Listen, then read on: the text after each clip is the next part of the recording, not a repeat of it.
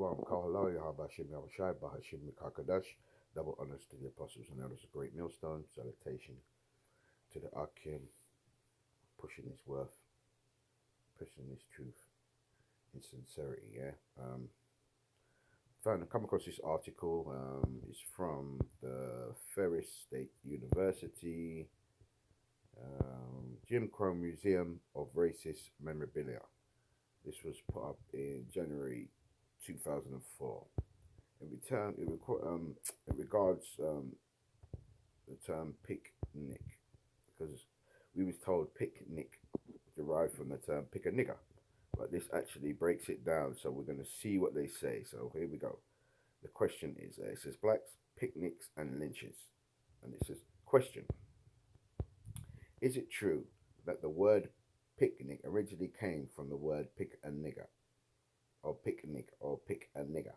Apparently, a black person was randomly picked and hanged for the entertainment of whites.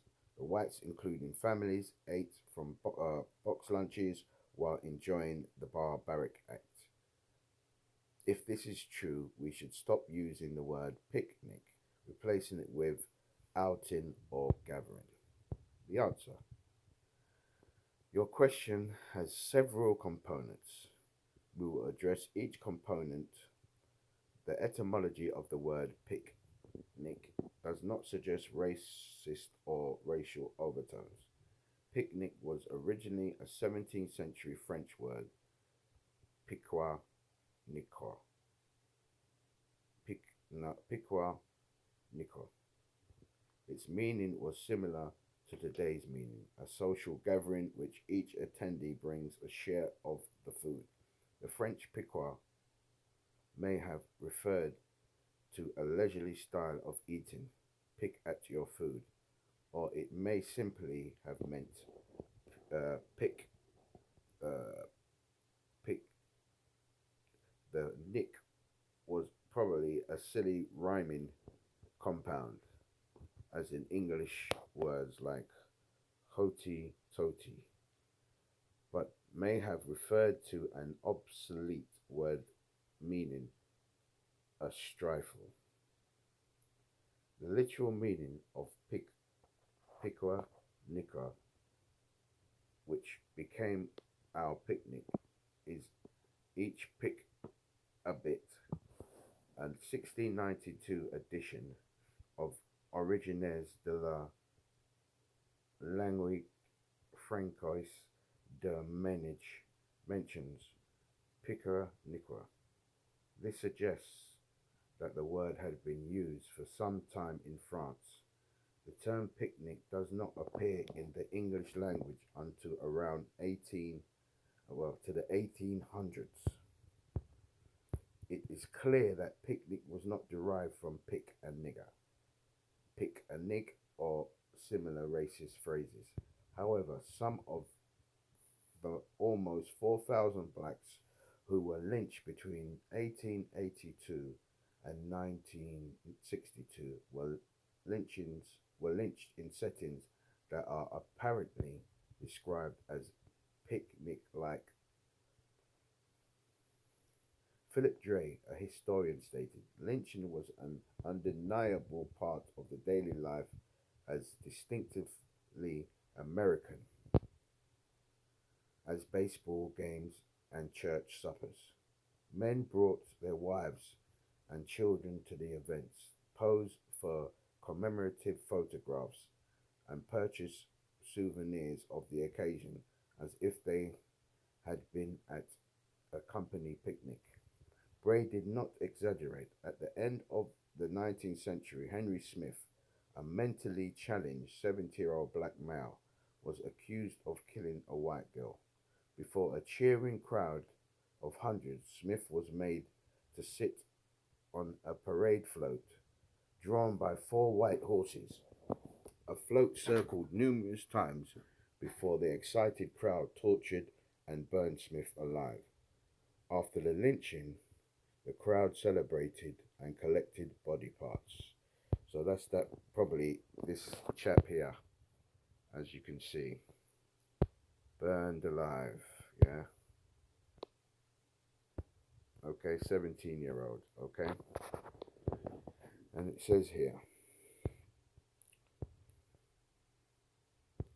and it says often the lynch mob acted with haste, but on other occasions the lynching was a long drawn out affair with speeches, food eating, and unfortunately ritualistic and sadistic torture.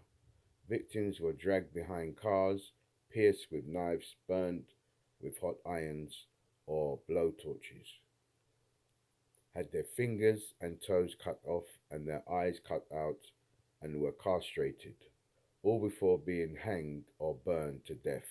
One Mississippi newspaper referred to these gruesome acts as Negro barbecues. In many cases, arguably in most cases, lynch mobs had a particular target to confine their heinous aggression to a specific person. Blacks were lynched for a variety of accusations, ranging from murder and rape, often not true, to try to vote and arguing with a white man.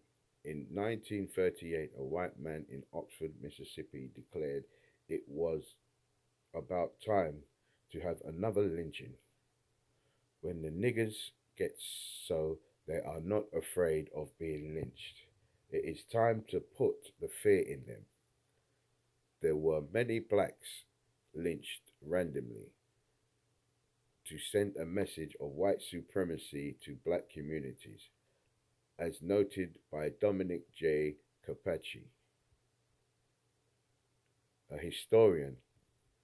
When it came to lynching, one black man served as well as another. We often think of a mob as an insane, bloodthirsty collection of adult male ruffians. However, respectable community leaders, including police, often lynch blacks. Although women and children were not typically the active aggressors, they were often in the audience, and they too celebrated that uh, there there were secret lynches, but there were many done publicly and planned, of course. News of the impending lynchings traveled fast. Lynching was a brutal attempt to reinforce white supremacy, but it was also entertainment and food was present was present, according to Dre. While attendees at lynchings did not take away a plate of food, the experience of having witnessed the event was thought incomplete if one did not go home with some piece of cooked human being. And there is much anecdotal evidence of lynch crowds either consuming food and drink while taking part in the execution or retiring en masse immediately afterward for a meal, or in case of a notorious immolation in Pennsylvania in 1911, ice cream Sundays. In 1903, a black man was lynched in Greenville, Mississippi, a white writer said. Everything was very orderly. There was not a shot, but much laughing and hilarious excitement. It was quite a gala occasion, and as soon as the corpse was cut down, all the crowd betook themselves to the park to see the game of baseball. The claim that the word picnic derived from lynching parties has existed in black American communities for many years, although many contemporary etymologists smugly dismiss this claim. It should be noted that there is a kernel of truth in this month's question. The word picnic did not begin with the lynching of black Americans. However, the lynchings of blacks often occurred in picnic like settings. Okay, there you have it. Yeah, very in depth look into the wickedness of the Edomites. Okay, it's flabbergasting how a people can be so evil.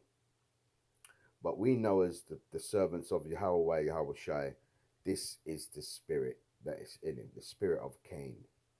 Yeah. And that longevity of him being on the earth in power, it gives him the outright power to precipitate all that evil. Yeah, you don't have to hide it. He can project all that evil, can release all that evil because he's in power. But just as the Bible says, be not deceived, God is not mocked. Whatsoever a man soweth, that shall he reap. Colossians 3:25 says, whatever wrong a man doeth, he shall, I'm just paraphrasing, he shall be, let's get that one. I think that one has to come out. Let's get that one.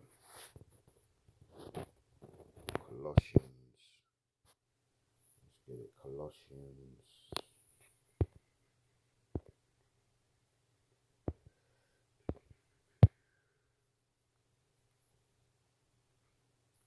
Let's get it. Colossians 3:25.